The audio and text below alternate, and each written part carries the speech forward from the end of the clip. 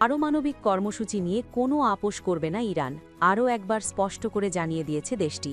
যুদ্ধ, নিষেধাজ্ঞা কিংবা আন্তর্জাতিক চাপ কোনো কিছুতেই তারা তাদের ইউরেনিয়াম সমৃদ্ধকরণ কর্মসূচি বন্ধ করবে না বলে ঘোষণা দিয়েছে তেহরান।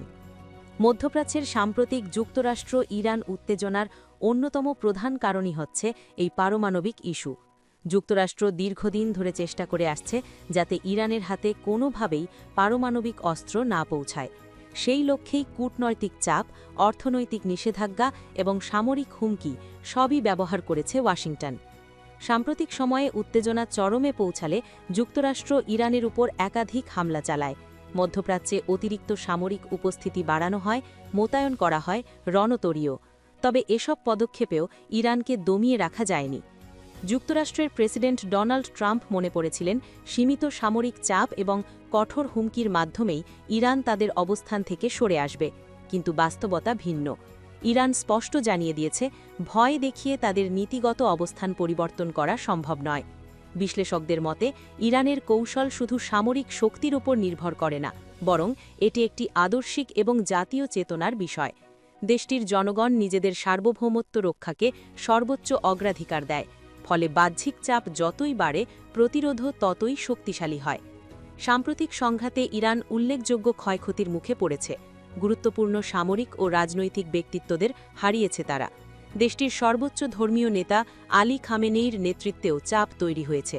তবে তেহরানের অবস্থান বদলায়নি, বরং তারা আরও দৃঢ় সংকল্প নিয়ে সামনে এগোচ্ছে। এই প্রেক্ষাপটে পারমাণবিক কর্মসূচি নিয়ে নতুন ঘোষণা দিয়েছে ইরান। দেশটির পারমাণবিক শক্তি সংস্থার প্রধান মোহাম্মদ এসলামি জানিয়েছেন, ইউরেনিয়াম সমৃদ্ধকরণ কর্মসূচি কখনোই সীমিত করা হবে না। তিনি আরও বলেন, কোনো শক্তি ইরানের এই কর্মসূচি বন্ধ করতে পারবে না। তার এই বক্তব্য থেকে স্পষ্ট, ইরান এখন শুধু প্রতিরক্ষামূলক অবস্থানে নেই, বরং আত্মবিশ্বাসী ও দৃঢ় অবস্থান নিয়েছে। ইরান এই ইস্যুকে রেড লাইন হিসেবে ঘোষণা করেছে, অর্থাৎ এই বিষয়ে কোনো আপোষ, আলোচনা বা পিছু হটার সুযোগ নেই। বিশ্লেষকদের মতে এটি কেবল একটি রাজনৈতিক বক্তব্য নয়, বরং একটি সুপরিকল্পিত কৌশল। কারণ পারমাণবিক কর্মসূচি ইরানের জন্য শুধু সামরিক শক্তির প্রতীক নয়, এটি আন্তর্জাতিক কূটনীতিতে একটি শক্তিশালী দর কষাকষির হাতিয়ার। কঠোর অবস্থান নিয়ে তারা আলোচনার টেবিলে নিজেদের প্রভাব বাড়াতে চায়। অন্যদিকে যুক্তরাষ্ট্র এই ইস্যুতে সমানভাবে অনড়। ওয়াশিংটনের জন্য ইরানের পারমাণবিক কর্মসূচি একটি বড় নিরাপত্তা হুমকি হিসেবে বিবেচিত। ফলে দুই পক্ষই যখন নিজেদের সীমারেখা স্পষ্ট করে দিয়েছে, তখন প্রশ্ন উঠছে, সংঘাতের সম্ভাবনা কি আরও বাড়ছে?